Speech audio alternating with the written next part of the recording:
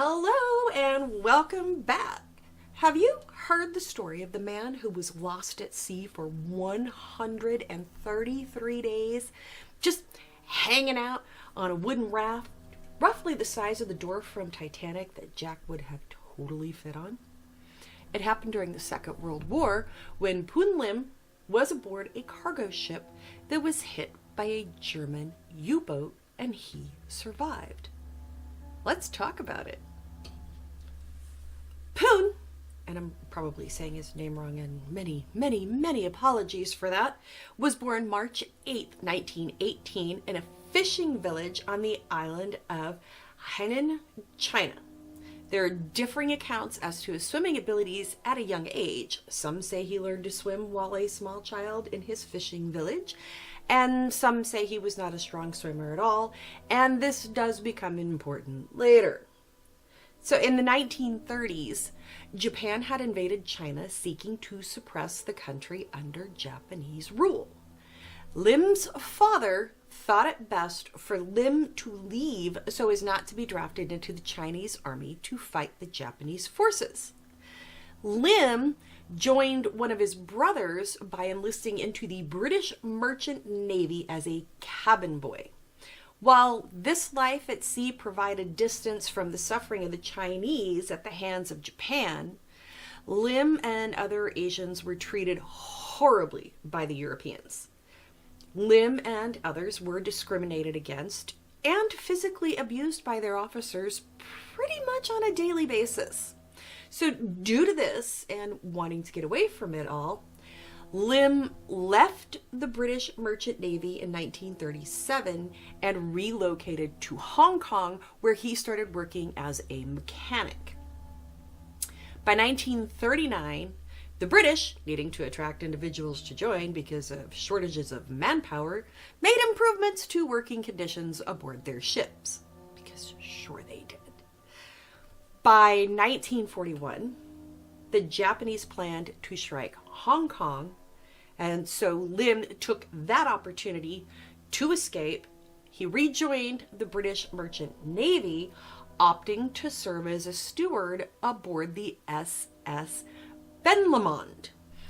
It's now 1942. Lim is 30 and stationed aboard the SS Ben Lomond.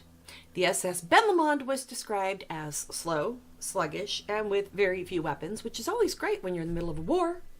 On November 23rd, 1942, the Ben Lomond was traveling from Suez to New York by way of Cape Town. Aboard were 2 British officers and a mostly Chinese crew. This day, they were traveling without escort from other naval vessels, and they were spotted by German U-boat U-172.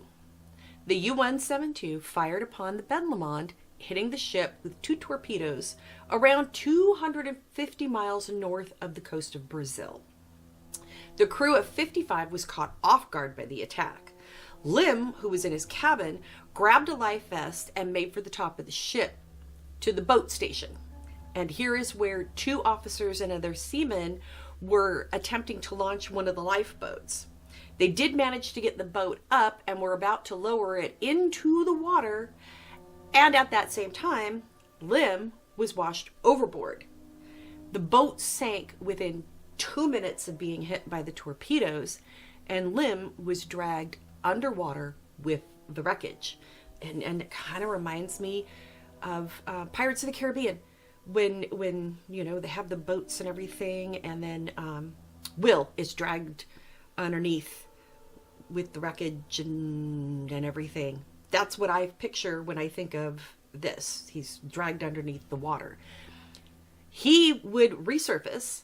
He found a few planks floating, and he used one of those for extra buoyancy. And then he saw the crew of the U-172 laughing at him as opposed to rescuing him, because Germany be like that in 1942. Lim floated in the water for around 2 hours before spotting a wooden life raft. So he climbed into this raft, and it was then that he noticed another raft in the distance with around 4 or 5 other men on it.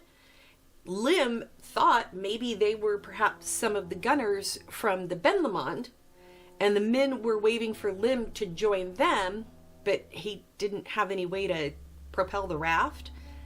And so the two rafts actually ended up kind of drifting apart. Lim now is all alone on his raft, surrounded by all of the water that he couldn't drink. But to his great fortune, the raft he had found was supplied with water, hardtack, chocolate, pemmican, and other foods. There were also flares, 2 smoke pots, and a flashlight. He knew that he had to be resourceful, so he created a covering for the raft from a canvas life jacket to protect him from the sun, and also to collect rainwater when the water he found on board, about 10 gallons, ran out. So remember when I said that there were varying accounts on his swimming abilities? One account states that he was not a strong swimmer, but I don't know who would be when you're in the middle of the ocean and there's nothing else around. What are you going to swim to? So he tied a rope from the raft to his wrist in the event that he fell off of the raft, making it so that he would not be separated from the raft and probably get eaten by sharks or something. Initially, Lim kept himself alive, awaiting rescue, by drinking the water and eating the food that was on the raft. But eventually he had to resort to more resourceful means of survival. So he created little fish hooks from the wire in the little stove and nails from the raft, and created a fishing line from some unraveled hemp rope that was also on this little life raft. And he used these hooks to catch small fish with some of the hardtack that he had as bait. And then he would use those little fish to catch larger fish later. And so he was also able to remove a lid from the pemmican can and created a knife. He used an iron key from the water tank as a multi-purpose tool. He was MacGyver before MacGyver was MacGyver. He's the original Bear Grylls. Seriously. He was able to catch many fish, but also seabirds. If a bird settled on the raft, Lim would capture it and kill it for food.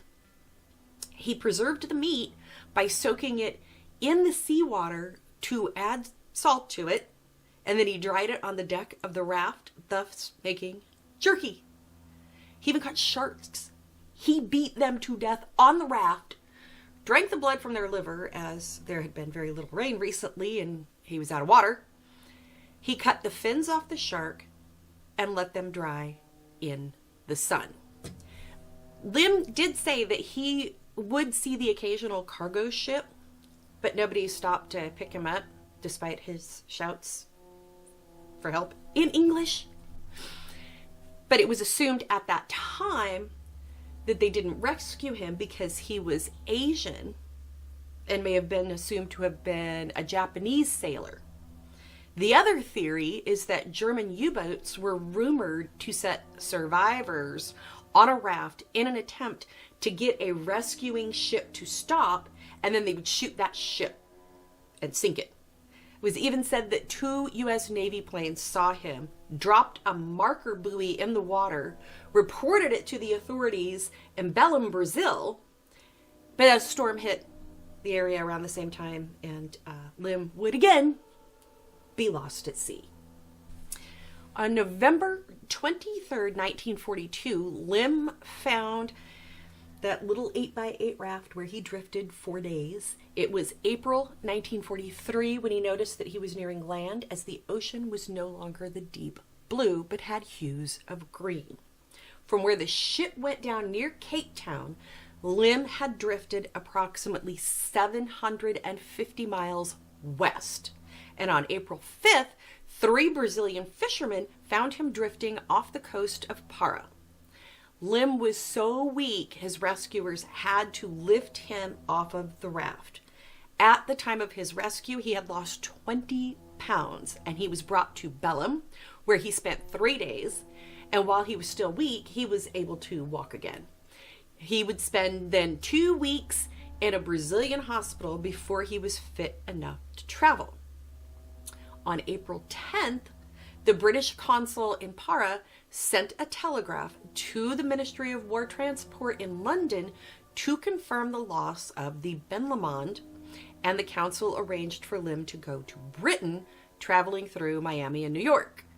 Lim was the sole survivor of the 55-man crew. So those other guys that he saw voting on a raft, maybe they didn't make it. Maybe they were the gunners, but maybe they didn't make it. Lim was awarded the British Empire Medal at a ceremony at the Seamen's Church Institute of New York and New Jersey on July 16, 1943. In his citation, it was stated, Poon Lim displayed exceptional courage, fortitude, and resource in overcoming the tremendous difficulties with which he was faced during the long and dangerous voyage on the raft. Lim was also given a gold wristwatch by Ben Line. The Royal Navy updated their manuals of survival due to the bravery and resilience of Lim. Lim remained in New York and took a job working for Curtiss Wright in New Jersey, where he worked until the end of the war in 1945 when the plant closed.